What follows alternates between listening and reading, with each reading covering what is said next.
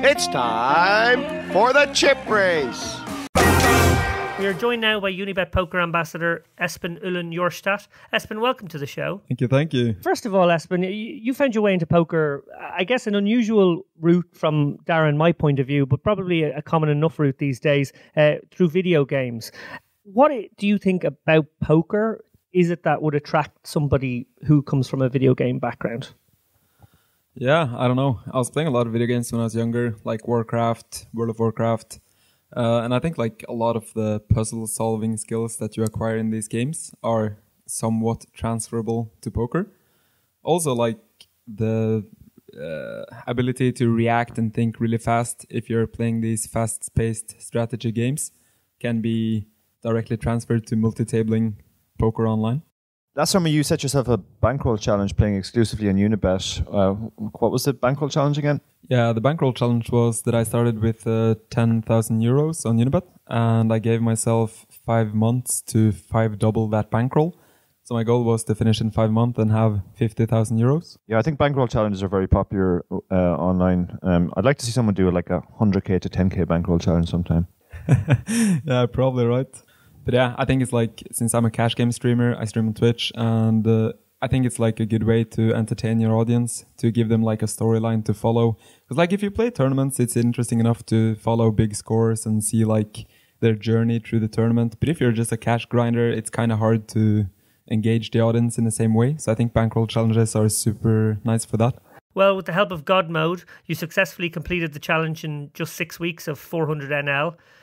Unibet now have 800 NL. Have you played those games yet? I have been dabbling in those, but I haven't been playing too much for the last months because I've been moving and traveling and yeah, haven't had too much time. What's a bad day at those stake levels? I don't know. 5-figure downswing, I guess. Ouch. Yeah, that doesn't sound nice. Well, Espen, when I first met you back in December with Bucharest event, we ended up on the same flight on the way to Budapest. You were living in Budapest for how long? Yeah, I was living in Budapest for half a year approximately. I moved there originally to start a beer company and to play poker on the side. But then I figured poker was going a little bit too well. I had a partner in that project and he was like really busy with another project over in France as well.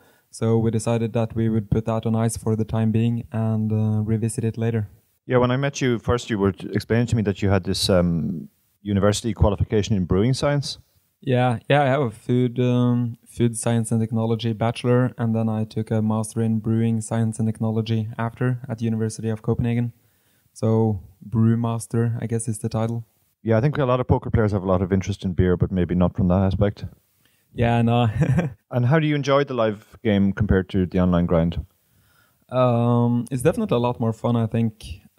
Just like the social aspect of it.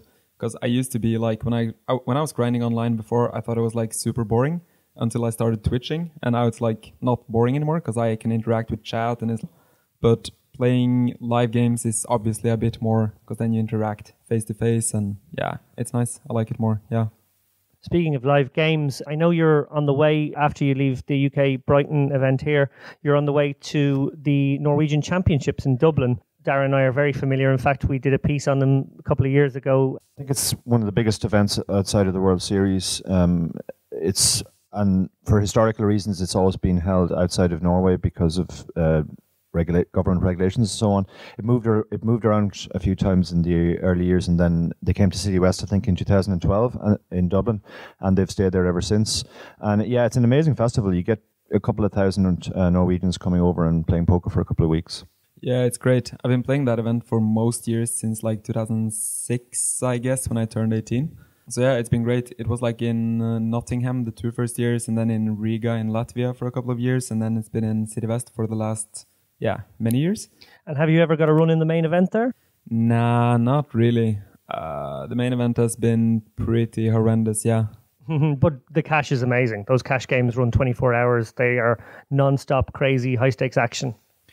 Yeah, I haven't been dabbling in the high-stakes games. I've mostly been playing like the 1-2, maybe 2-5 games there. But they're definitely good games, and there's a lot of Yeah, splashy, drunk Norwegians. Yeah, and as I said before, like I think the reason why the Norwegian used to move around was because of regulations back home. But I understand the regulations have changed now, and you do have live poker back in Norway. Is there like a thriving scene now, or is it just starting?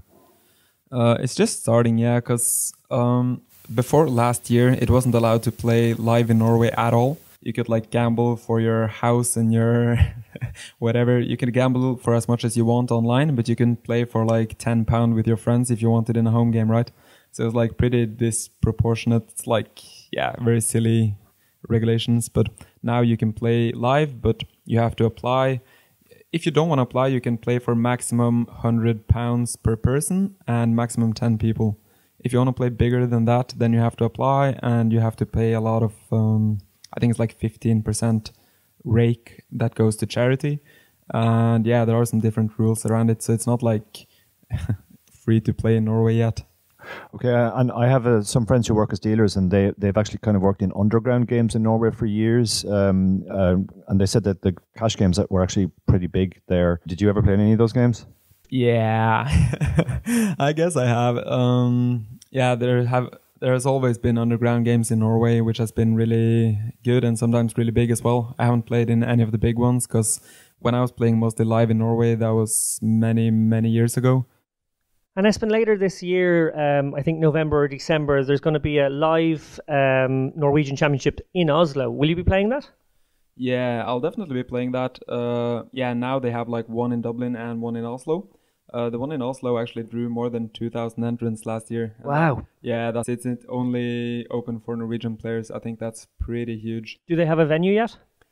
Yeah, it's probably going to be the same place as last year, I'm going to guess. It's near the airport in Oslo. It's at a big hotel conference. And do they wreck that place as much as they wreck the City West Hotel out in Dublin? No, it's much more civilized in that one. I don't believe you. I don't believe anything involving these Norwegian players could be civilized. Yeah, I've seen the Norwegians. Norman Chad had a great line about the Norwegian Championships once, which are held in the City West, that there's more beer spilt on the carpet in City West than is drunk in the entire World Series of Poker.